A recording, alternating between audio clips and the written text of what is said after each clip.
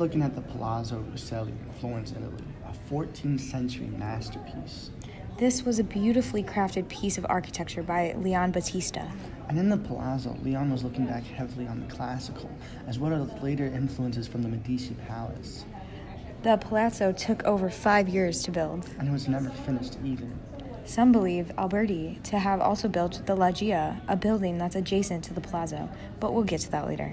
Alberti built the Palazzo during the Renaissance, a time of rebirth when beauty was held in high importance, and the Palazzo was one of the many commissions by the Rucellai family who were doing civic goods. There was a focus on the beautification of the city during the Renaissance. And so the Rucellai family commissioned many more works and were a very wealthy merchant family. Bringing back what Ethan mentioned earlier, the Palazzo was a reference to the Medici. And with an emphasis on measure and harmony, and it had delicate masonry and trebated architecture. Trebated referring to the entablatures that intersect the columns and shift the focus over to the horizontal. And this was a beautiful example of humanism in a private dwelling, humanism applied to domestic architecture.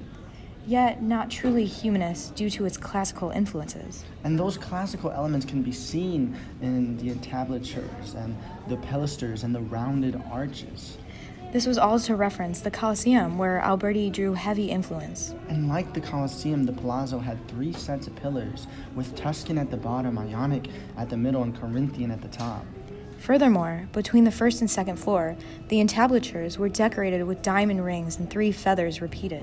And between the second and third floor, the Rucellai sail appears blowing in the wind. And near the bottom of the building, around the benches, there's a crisscross diamond pattern.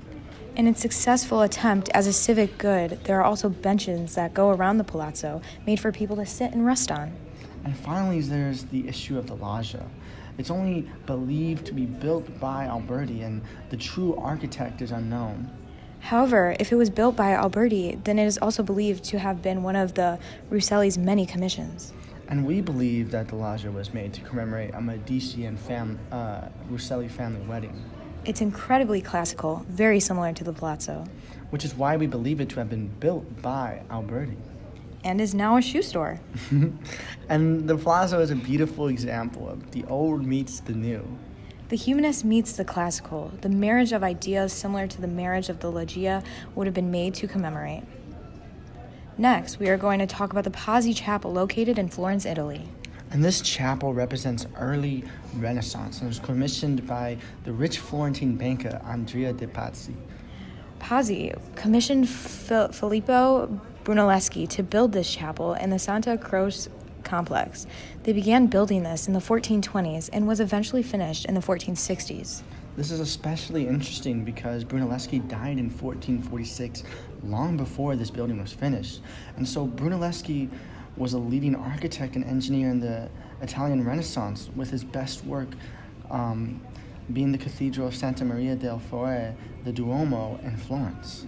Brunelleschi's death was also one of the reasons why scholars speculate that he only added some design ideas to the chapel, not the whole construction of it, which he is credited for.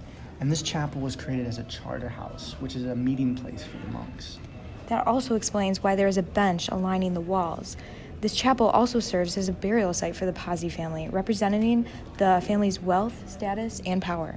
And another reason why this chapel is so important is that it's a part of the Basilica di Santa Cresco, which is a principal Franciscan church in Florence, Italy, and a minor basilica of the Roman Catholic Church. The use of pietra serena, a grayish-green color stone, was seen here and was commonly applied by Brunelleschi. And this chapel has a dominance of perfect geometry, shapes and rectangles, squares and circles, all to show the rational harmony. And the floor plan is very similar to that of the Pantheon central floor plan, because Brunelleschi used the Pantheon as his icon of style. And Brunelleschi wanted to create this classicism of which he admired so much from the works of ancient Rome. When you first walk in, you see numerous Corinthian columns, fluted pilasters, a huge dome with windows, and an oculus letting light and space into the chapel. There's also the penitentives with roundels and beautiful terracotta reliefs that decorate the interior, created by Luca de Arabia, who is an Italian sculptor. The two barrel vaults on either side of the dome that take this rectangular place and try to make it look as centralized as possible. The entire Pazzi Chapel expresses the feelings of a constructed, ordered, and well-designed place filled with space and light.